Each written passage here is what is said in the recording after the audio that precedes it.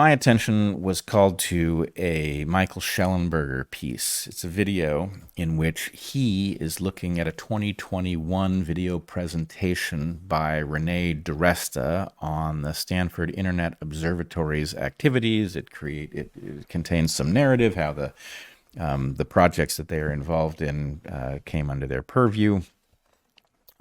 It's not very long, but it's long. It's 40 minutes or so.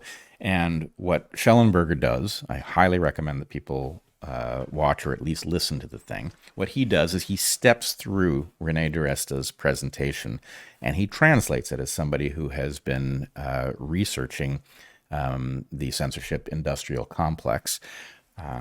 That is a term that I believe our friend Brett Swanson is responsible for. But anyway, Shellenberger has brought it to much wider attention. And so Renée DiResta, for those who don't know, has been a warrior of sorts against what she terms misdis and malinformation. What she's really been is a warrior in favor of censorship who played a very diabolical role during the pandemic. I will say, I think my first awareness of her was from you, where you were absolutely alarmed at what you heard this person say on Sam Harris's podcast. Back mid 2017. Yeah. Yeah. So she is an unrepentant Russiagator. And yeah, I was alarmed. You were alarmed, Yeah. and I then listened to it, and it was like, my goodness, A, this person is out of control, and B, Sam's buying it. What is that? I will say that's not the only place that Sam has shown himself to be gullible. Turns out now, as Shellenberger covers in the beginning of his video, she has connections to the CIA, which is not terribly surprising. But of course, Stanford is ostensibly private, despite the fact that a huge fraction of its budget comes from the federal government. But anyway, these things all become rather murky. But I wanted to call attention to one particular segment of this longer video, which we're going to play. And then I want to talk about what its implications are relative to things we've discussed here on Dark Horse many times. The Election Integrity Partnership started in September 2020. We had stakeholder types who could surface instances of concern.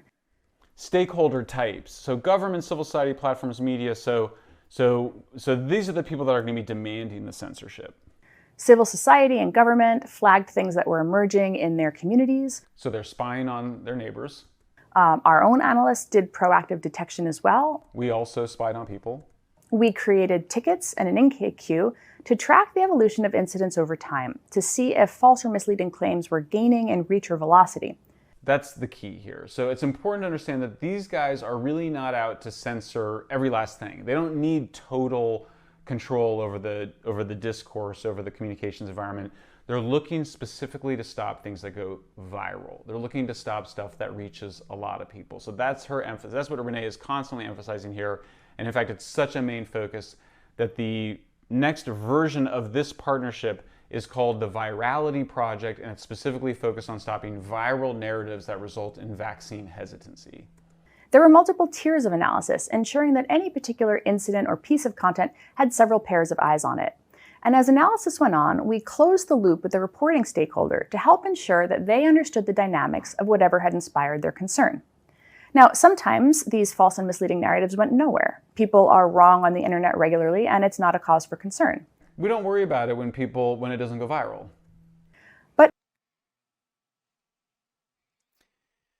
Okay, so I should say, actually, we have met Renée DiResta at a conference. She sat down to breakfast with us, and I would say, superficially speaking, I felt a thinly veiled disgust on her part. I think she thinks she covers it better than she does, but I do not have the sense of her welcoming other viewpoints. I had the sense that we were displeasing to her. But in any case... That was back in 2019. 2019, yep. What I wanted to call attention to is something that I have previously mentioned under the heading of surgical totalitarianism. And my concern is that in the past, if we think about the Stasi in East Germany, there was a kind of ubiquity of totalitarianism that was necessary to maintain control. Everybody was ratting on everybody else because they were intimidated by the Stasi into doing it. And so the point is, it was no secret that this was happening. It was very visible to everybody because everybody was feeling the pressure. Surgical totalitarianism involves the selective application of totalitarian tactics only where it is necessary to prevent outcomes that are displeasurable to the powers that be. And again, if we go back to the COVID pandemic and you think about what actually unfolded, I would say that a small number of channels, a small number of people broke the public narrative, which was being coerced into every mainstream outlet, was being coerced onto doctors, was being coerced into everything. So it was just simply the water that we swam in.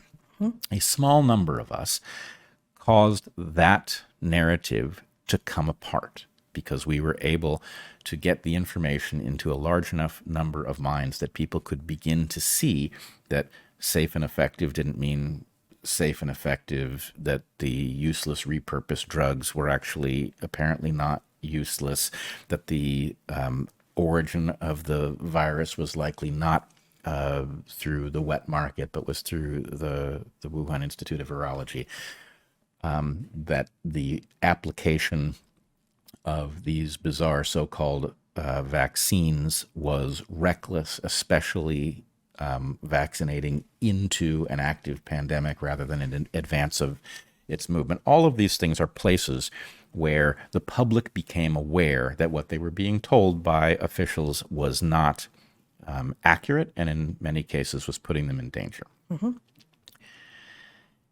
If we rerun the pandemic with the kinds of activities that Renée DiResta here is describing, and frankly, even worse in the context of the FCC power grab that we've just discussed.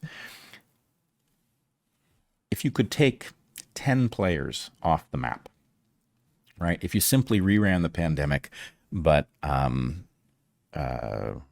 Malone, Peter McCullough, Joe Rogan, Matthias Desmet, if you took 10 players off the map, including you and me, the pandemic unfolds totally differently, right? The story never breaks. People probably at this point will have just simply accepted that the reason that we can now all go back to life is that these marvelous vaccines have saved the day. They will accept the phony data that suggests that they've probably been kept out of the hospital by these things. And they would be inserted into the childhood vaccine schedule, and everybody would dutifully be getting their kids vaccinated with them, despite the fact that that never made the slightest bit of sense. So again, if all you did was take out the 10 people who most impacted the public discourse in a way that went against the mainstream narrative, then you wouldn't have to mess with everybody else. It doesn't matter that there would be people who were noticing things, people who had, lost loved ones in the immediate aftermath of being vaccinated. They would be, shouted down by an angry public that didn't want conspiracy theories being circulated, right? The calamari clots that the morticians were finding would become just a rumor. It's not hard to imagine that, messing with 10 people would have been enough. Mm-hmm. And the problem then is the idea that it had even happened would be effectively invisible, because anybody who said, hey, you have no idea what happened to us, why we were disappeared from the internet at this moment. Well, and all of the people you mentioned were messed with. We did get messed with. We just didn't get completely obliterated. Right. The fact is we survived. We paid heavy cost, but the fact that we remained important nodes in the discussion and staunch, and staunch. Did not give in to true speak, or like, why can't I think of the right Orwellian term here? Newspeak. True speak. Yeah. Yeah. Did not continue to assess what we thought was what the evidence suggested. So, and true for everyone you mentioned, and many more. Right. Besides. And many more. And there, you know, I don't, the list I've given is not complete. Majid Nawaz, there are lots of people who played an important role in that. But, so I want to just rescue two terms. One, I would say the prediction implied by the concept of surgical totalitarianism is now clearly true. Renée DiResta is talking about surgical totalitarianism in terms designed to make it sound cuddly, but nonetheless, it's obviously a real thing. She is well aware, as a person who is a central node in the censorship industrial complex, that it doesn't make sense to censor everybody who says stuff that violates the mainstream narrative. What you really just need to do is decapitate the emerging sense-making capacity, and then people are free to talk among themselves. They can have whatever beliefs they like. It just doesn't threaten power. So that's one thing. Surgical totalitarianism turns out to be true, right? Renée DiResta just told you that it was. Mm-hmm. The other thing I want to point to is the model of Goliath that we have talked about many times. So just a refresher. Goliath is the force that opposes meaningful change. Okay, surgical totalitarianism is one mechanism whereby it will do that without being detectable to most people. They won't know it's happened. But what is the WHO, treaty modifications, the FCC, power grab? What are all of these things? Well, remember, Goliath is a composite of two things. There are honest-to-goodness meetings between people. The Stanford Internet Observatory and the Virality Project would be a little conspiracy to shut down countervailing narratives. So that's actual people who meet. But then there's also a set of emergent properties. And emergent here is a synonym for evolved. So the point is, Goliath is a hybrid of these two things. People who actively conspire and people who are simply responding to incentives, putting something into the world. So it is an automatic evolved process. The reason that we beat the narrative during COVID was that the evolved emergent part of Goliath is dumb as long as you've got him on territory he doesn't understand. Okay, that's the reason it worked. And I've used this example before, but Goliath did not know what a podcast was. He didn't know why it should matter. The idea that Joe Rogan, some fighter with a dirty man cave, was it's going not to... dirty. Well, the table is never cleaned. Cluttered is not... Cluttered. Dude, you should know the distinction between cluttered and dirty. I certainly do. I'm sorry, Joe. I disrespected the man cave, and I'm... Don't disrespect the man cave. Okay, but the point is, Goliath didn't know why anything Joe Rogan thought should make any damn difference to anyone. And Goliath went after Joe Rogan, and it didn't work. Why didn't it work, right? They mocked him as a know-nothing, blah, blah, blah, blah, blah. That should have been enough. They had every mainstream channel. They broadcast Joe Rogan's a fool and all of those things, and nobody listened, right? But here's the point. Goliath... He looks sick filter on him. Yeah, he looks sick filter on CNN. Right. Yep. But the unfortunate punchline to the model of Goliath, which I'm going to argue is also apparently true, is that Goliath is a dummy who can't win on territory he doesn't understand. Mm-hmm. Goliath now knows what a podcast is. This is no longer territory he doesn't understand, and he's on the move, so that the next pandemic will not involve this play. Right? You can't run that play twice and expect it to work, because the next time the FCC is going to come after you, they're going to debank you. You'll be on all digital currency. You'll be monitored. The WHO is going to declare you a public health menace. Whatever it is, the architecture not to lose in the same way again is obviously on the march. And obviously the right way to fight is to not let these things be turned into law, or I'm not even sure what the right term is in terms of the WHO, because it's above law at some level. Not allowing these upgrades to be made to Goliath's model is the right way to do it. Unfortunately, a apparent defect in human character where we can only pay attention to one thing at a time. And at the moment, we're paying attention to the Middle East, and therefore the FCC and the WHO are going to be, reflashed with brand new powers designed to upend, the small number of people who actually made a difference in the public narrative. Reflashed. Yeah. Just a little firmware update. It's just a little firmware update. Firmware update. Don't your eyes just glaze over even hearing about it? Can you just deal with it and give me Right. back my functional Exactly. thing? Give me right. Yeah. I'll check out the new features, and moments later I'll be back to enjoying my broadband access that I have, irrespective of what color I might be or how oppressed my ancestors were, because everybody's got it, right? So anyway, Inequitable broadband access. That's the real pandemic. oh, good. Yeah, Yeah. that is the real pandemic. It's a public health emergency. In It fact. is. Yes. Yep. It's time to dance. Yeah. Well, Yeah. anyway, so that's more or less what I wanted to extract from that is just. Oh, and I should also point out that the video that DiResta does, that Michael Shellenberger now steps us through and translates for us.